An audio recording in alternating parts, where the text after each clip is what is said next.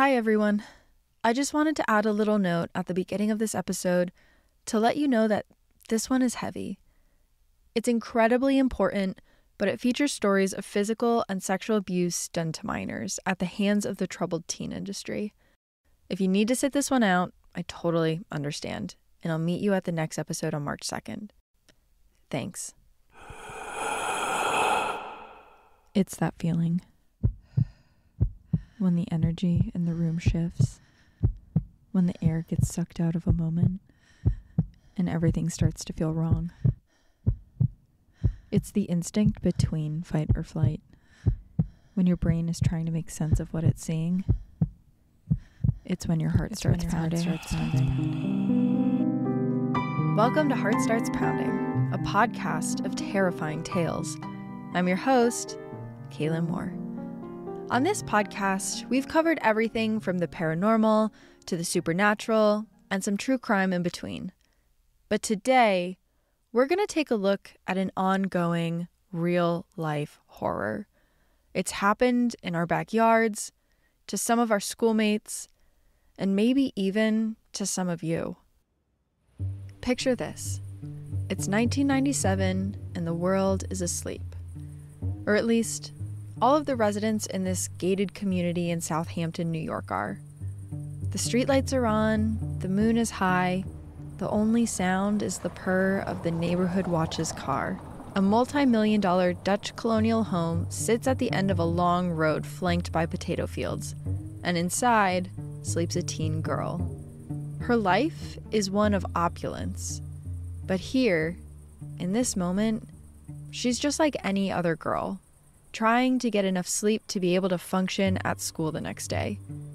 She's peaceful, but unaware her life is about to change forever.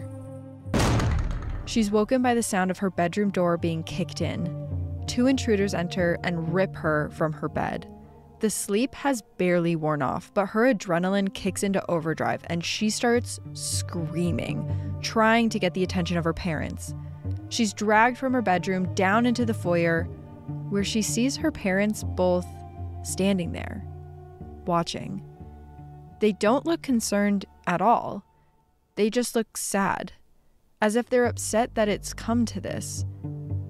No one steps forward to help as she's pulled from her home and pushed into a van. You're maybe familiar with this story, but that girl was Paris Hilton, and she was about to be driven from her home in New York to a troubled teen wilderness program in Utah.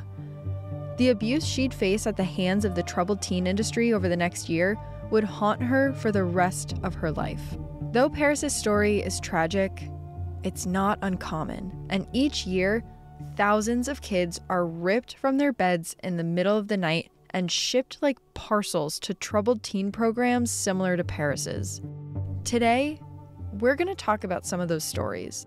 The goal of today's episode is not to tell the entire history of the troubled teen industry, but instead to highlight some of the stories and let victims speak. I'll be adding some context throughout. Let's dig in. I found Zara on TikTok. She was posting videos nearly every day, trying to get word out about her devastating experience within the troubled teen industry. Zara had just gotten home 5 months prior, and after going through an experience that typically shames survivors into silence, she was on a mission to get the word out and save some of the teens that she knew were still inside. Zara, like Paris, was taken from her bed in the middle of the night when she was just 14 years old and told she was going to a wilderness program in Utah. So when I got to my first program, it was a wilderness therapy program. And me going into it, I was thinking like wilderness camp. So I was thinking like, maybe like a log cabin, some canoeing. Like I still wasn't like happy about it, but I was definitely not expecting what it was. Wilderness therapy programs are lauded as ways to heal teens without the distractions of the modern world. With price tags as high as freshman year at a private university, you'd think they'd be equivalent to a really, really nice summer camp. When I look at the website for Zara's program, words like yoga, meditation, healing all stand out. And when Zara arrives, that's kind of her expectation. the first day I got there, I remember they had me like change out of all my clothes. They had people strip search me. And then basically took me in a car and drove me out into the mountains and dropped me off in the middle of Utah, with a backpack. And that was really it. Just the backpack and the clothes on my back. So you're really not getting like any information at this point on like what is happening to you?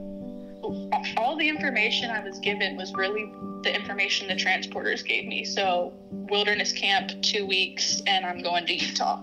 And that was really it. The staff at the wilderness program explained like some of the rules and stuff to me, but like I wasn't really given any information, and I wasn't allowed to talk to anyone. So when they first bring you into the wilderness program, at least for the one I was in, they kept me on isolation, which is, I guess, what they do when they first bring a kid into the new group. They don't let you talk to anybody. You can't ask any questions. You're kept separate from the group. So, like, I could see the group of girls in front of me, and they were all talking and hanging out, but I couldn't talk to them. And that was, like, just, like, a rule, like, right off the bat was I got into the group, but I couldn't talk to anybody. And so that was really confusing for me being a kid, like, seeing all these girls and also being confused about what just happened to me. You know, like, I want to ask them, like, wait, did they take you too? Like, what are we doing here? But you can't do that. And I was like automatically threatened with consequences, that they would extend my isolation, that they wouldn't let me into the group at all if I tried to talk to any of the girls. Okay, so this program wasn't the canoeing, campfire singing experience that she was expecting, but it was just going to be 2 weeks, and then she would be back home in Florida. What Zara didn't know was that this was not going to be just 2 weeks. Zara was 14 when she was taken from her home, but she wouldn't make it back to Florida until she was 18 years old, spending the next 3.5 years being passed from program to program, unable to do anything because she was a minor. She said that she started getting a sense that all was not what it seemed pretty soon after arriving in Utah. So when I first realized like that it wasn't going to be just 2 weeks was probably once I was able to get like allowed into the group and able to talk to the other girls, because I think I said something about like, oh yeah, you know, at least it's only 2 weeks or something. And I remember someone being like, what? Like, it's not 2 weeks. And I was just super confused because I'm like, you know, what do you mean? Like, they told me it was going to be 2 weeks. And they're like, most of the time, people who are put in wilderness programs, like right in the beginning, normally are basically filed into a residential facility after that. Like, a rare amount of kids get to go home. And so I basically found that out from another girl telling me, like, hey, you're not going home, and it's definitely not going to be in 2 weeks. What was that like for you to hear that? It was really hard because, like, being taken from your home and being placed in a whole new environment, especially as a kid, in a whole different state with neither of your parents, none of your friends. Like, I didn't get to tell anyone I was leaving because I didn't know what was happening. So I felt really alone, honestly, when I got there. Yeah. And even once I was able to get into the group and allowed off isolation, I still felt alone because, you know, you're just in the middle of the desert with a backpack and a bunch of strangers. And as if the looming realization that you're not going home anytime soon isn't bad enough, Zara described to me what the actual day-to-day was like within the program. So they did keep us on somewhat of a routine. The thing with time actually is we didn't get to know what time it was the whole time I was out there. Oh, wow. Which is like another really like weird thing that happens. And I think it's just their main goal, it felt like to me when I was in the program, was just to keep you as like isolated as possible and to just keep you from knowing anything that was going on. They wouldn't let you have they called it FI, which stands for future information. That's what the staff called it. And we weren't allowed to have any of that. So like, they didn't tell us like, hey, you're going to be hiking for this long today. Or like, hey, this is where we're hiking to. Like, we didn't know any of that. I never knew what time the whole time I was out there it was that I was waking up I knew it was around the same time every day. And I knew that we would like have lunch around the same time and have certain groups, but I didn't know what the actual time was. I slept outside. I didn't go inside one time. I was outside for 4 months straight, definitely underfed, not enough clean water. We weren't allowed to take showers, so I didn't have a real shower for my entire 4 months when I was in there. Our showers basically consisted of us getting a bucket of water and a thing of soap and dumping it on ourselves to rinse ourselves off. Oh my God. And even with that, like, you know, you're not given like a towel or anything to dry off with. So you use your dirty clothes to dry off, and you're still outside. So you never really get clean. Yeah. And even then, those showers were like once every 1 to 2 weeks. We would get one of those. So when I finally left my wilderness program to go to my residential, like, I was covered in dirt. Yeah. We used to call it perma-dirt because it was like permanently caked on. You can see in like pictures of me from my program, like my hands look brown, and it's like, what is that? No, it's dirt. How much were you eating at the wilderness place? They gave us 1 cup of food. So like I don't know if you've ever seen like those small little metal cups. Yeah. Like camping cups, I guess. It was like that amount of food. And then we would fill up water bottles from like these blue jugs. But the catch with the water was that when we wanted fresh water, it would be like at our next hiking spot. So we'd have to hike miles and miles to get to it. And that was like part of the way they were able to get us to even hike. Because I know a lot of people would ask me like, well, why didn't you just not do it? And it's like, well, if you want fresh water, wouldn't you? Yeah, of course. So, and 1 cup of food, what type of food was this? They gave us, so for breakfast, it would be like grains and oats, or granola and oats. It was like a cup of that with powdered milk. And then for lunch, so basically we got a bag of food. They would drop off once a week when the therapists would come out. They would bring fresh, like new food with them. And that was like your supply for the week. So you could eat as little or as much as you wanted to, but like if you ate all your food in the first 2 days and you don't have anything else for the rest of the week, like there's nothing you could do about it because no one comes till a week from then. Yeah. So it's like you have to like ration your food. Like there was definitely incidences where girls would have to steal food or take food from other girls just because they didn't have enough to eat. Yeah. And then, like, even trying to, like, look in, like, a staff's backpack, trying to find more food because you're hungry. You may be thinking, if conditions were so bad, why didn't she just tell her parents so they could come get her? Well, the program had a way to stop that from happening. You can't let your parents know, or you can't talk to anybody in the outside world about what's happening, because if you do have like mail privileges or phone call privileges, they're heavily monitored. When I used to get like letters and stuff, there would be parts blacked out. So whatever like the therapist or the staff didn't like, they would black it out. And same with outgoing mail. So if you're trying to tell your parents like, hey, this is happening, they can just black that out and then send it. And they'd never even know. Reading about wilderness programs online, you're bombarded with horrifying details similar to what Zara experienced. But you'll also find plenty of stories where these inhumane conditions turn dire. Students with medical emergencies that are neglected, cases of dehydration, cases of abuse, and in some extreme cases, death, as was the case with the Catherine Freer Wilderness Program. Erica Harvey was just a year older than Zara when her parents enrolled her in the Catherine Freer Wilderness Program in 2002. Erica thought she was going on a family vacation to Lake Tahoe when her parents dropped her off at the outdoor therapy program. Erica was using drugs, and the program promised Erica's family a chance for a new beginning for her. The first day she was there, they took the kids on a long hike. Reports say that Erica had refused most food and drink that day, and around 6 p.m., she started speaking gibberish. Now, Erica was on antidepressants and antipsychotic medication, something that the staff did not have experience dealing with. At one point, Erica's eyes rolled back into her head and she fell backwards into a deep ravine. When someone finally went to go check on her, she had no pulse. Erica's death certificate would read dehydration and heat stroke, but it wasn't until years later, after her family sued Catherine Freer, that they would learn the details of what really happened once Erica went down. Erica had been showing signs of overheating for hours, but staff told her she was being defiant, and when she collapsed, it took an hour for them to do anything about it.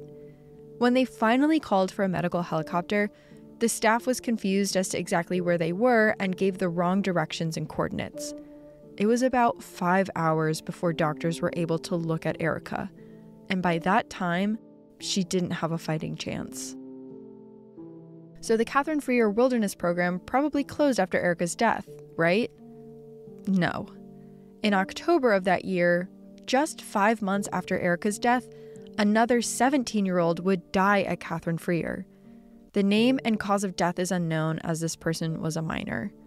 And then, another 5 months after that, Corey Baines would die at Catherine Freer after a tree fell on his tent and crushed him in his sleep. He was just 16 years old. It would take another 9 years for the Catherine Freer Wilderness Program to finally close its doors. And Zara saw some of these horrors firsthand, almost having a medical emergency herself. There was one time that I can remember in my program where we had been hiking all day and it was snowing out and it was freezing cold, and it had gotten to the point where like girls were literally having to sit down because they couldn't hike anymore. And they told us, you know, like, we're not setting up shelter here. Like, you're just going to be sitting here and you're not going to get any water until we get to our site. And so we hiked, we finished the hike and got to where we needed to get to. And me, not even just me, it was like me and a couple other girls in my group were turning blue. Like, I had full-on hypothermia, like, could not feel my body, my fingertips, I couldn't feel anything in them. And we had to sit by a fire and literally thaw ourselves out until we got, like, feeling in our body again. Wow. And there was no one to take us to, like, a doctor or anything like that. Like, if it was something really big, they would take you to a doctor, but, like, they would always say that kids were faking it. So, like, if you got sick out there, I got sick and I was throwing up one time, and they just were like, oh, she's just doing it so she can get out of the program, you know? Because they think it's, like, a kid's going to think it's their chance to run, basically. So, like, it would have to be really, really bad for them to take you to a doctor. Denying kids medical care because they may run away. Obviously, this doesn't sound like the therapeutic retreat her parents were promised, but now it sounds worse than prison. Little did this program know that not here, not at the next program she was forced into, but the one after, Zara would do the thing they feared the most. She would run. Zara's escape after the break.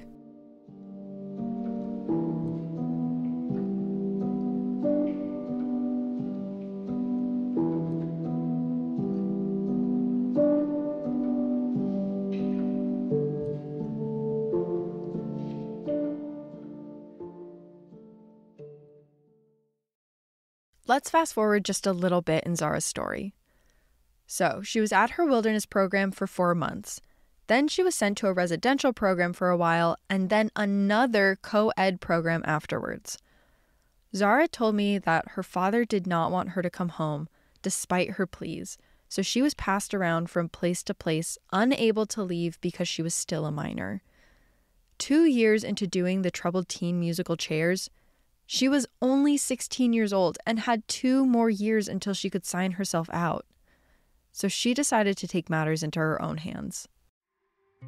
I woke up one morning with the decision to do it. I didn't run the same day I decided that. Okay, yeah. But, I did, like, I just woke up and was like, okay, what do I need to do to get out of here? I had been in the program for so long at that point that I had actually gotten up to what they called, like, a level 5, which is where I had more privileges. And I had, like, gotten it approved to go off campus. They had actually let me get a job at, like, a place, like, on the same street. It was at a Little Caesars. there was like a CVS next to like the Little Caesars or something, and I would go take like cash back, and I gave this guy in California who I found on Craigslist rent money. And as soon as I was like ready to go, I left. Like I just walked off campus like I would normally do, and I didn't come back. I took a Greyhound bus from Utah to California by myself. So did they ever come for you? Like, did they ever find where you went? No.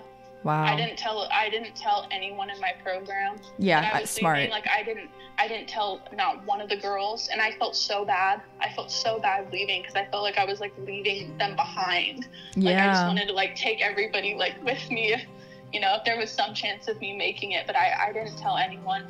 If the program caught me, they would have taken me back to the program or sent me to a worse one. Right. And if I had gone home, my dad would have sent me back to a program again. Right. Like, yeah. It had been almost 2 years of me at that point begging to come home. Like, please, just take me home. I'll do whatever you want. I'll be good. I'll do this. I'll do that. And like, I knew if I like went to Florida or went home that I would end up in a program again. So right. I didn't go home. So you just stayed in California. I did. Yep. In just like someone's guest bedroom? Me and the guy that I was with at the time slept on like this twin bed in his living room. I felt safer, I guess, coming home at 18 because I knew at that point, like, now, like, I'm a legal adult. Like, yeah. I'm not, like, a minor. I can't just be held in, like, this child prison with a bunch of other kids. And it's like, yeah. I'd have to actually do something wrong to get a consequence now. It's not like how it is when you're under 18.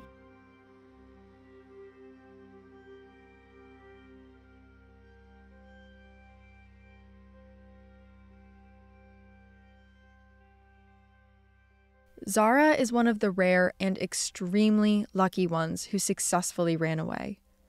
Running away from these programs carries a lot of risks. Oftentimes, the staff are professionally trained in tracking down runaways, and if you try to run away while at a wilderness program, you're left to your own devices with nothing but miles of desert surrounding you. Dawn Birnbaum was 17 years old when she ran away from Elan School in Maine. Elan School was considered one of the most controversial and devastating troubled teen schools, until its closure in 2011. One of the tactics Elan School used was called the ring, where a student would be forced to stand in a boxing ring and fight other students one after another until they lost. So, understandably, Dawn ran away from this school in March of 1993. She made it to a truck stop in the area, but never made it home. Dawn's body was soon discovered in a snowbank off of Route 26. She had been sexually assaulted and strangled, and eventually, a trucker named James Robert Cruz Jr. would be arrested for her murder. In December of last year, USA Today ran an article showcasing the trauma done by the troubled teen industry, where Zara's program was called out by name. A young girl was sent there for help with an eating disorder, but the trauma she faced while in the program caused her disorder to relapse more intensely than before. She said her family had spent $20,000 on support that their daughter needed leaving the therapy program. How ironic is that? Zara's program released a response in the form of a podcast hosted by the executive director of the program, in which he basically claims that troubled kids lie and the negative press is not to be believed. He claims that kids that have positive experiences move on to be happy, contributing members of society and don't feel the need to talk about their experiences. So all you'll ever hear about these programs are the kids that had negative experiences. I wanted to know how a place like this could still exist when I couldn't find a single positive thing said ever by someone who actually attended the program. I asked Zara what healing looks like for her moving forward. I guess for me, healing just looks like me being more vocal about my experience. I think like talking about it like helps me process through it more. I know I've definitely like gone back to like some of the journals and stuff that I kept when I was in my wilderness program and tried to like reread some stuff and just like get my mind in order. It's like such like a life altering event, and it basically just paused time for like 2 years. It's kind of hard to like jump back from. Yeah. But definitely just, I guess for me, healing, it's really just like still processing what happened, because it's still like very fresh. Like I haven't been home that long. This was within like the last couple years. Yeah, so, right. I guess kind of just processing and like going through like what really happened to me in there. Unfortunately, this story doesn't have that happy of an ending, aside from the fact that Zara got out alive. Breaking Code Silence is working on putting an end to these places, and I'm linking in the episode notes a place to donate and read more about survivor stories. I'm also going to link where you can find Zara on TikTok and hear more of her story. Her and I spoke a lot more than what's in this episode, so I'm also going to put that whole conversation with Zara up on my Patreon, which I just started. And any money I get from signups from this episode will go towards Breaking Code Silence and survivors. That will also be linked. We're going to take a short break after this episode, but we'll be back on March 2nd. Heart Starts Pounding is written and produced by me, Kaylin Moore. Music by Artlist. You can follow the episode on Instagram at Heart Starts Pounding. Have a heart-pounding story you'd like to share on the podcast? Email heartstartspounding@gmail.com.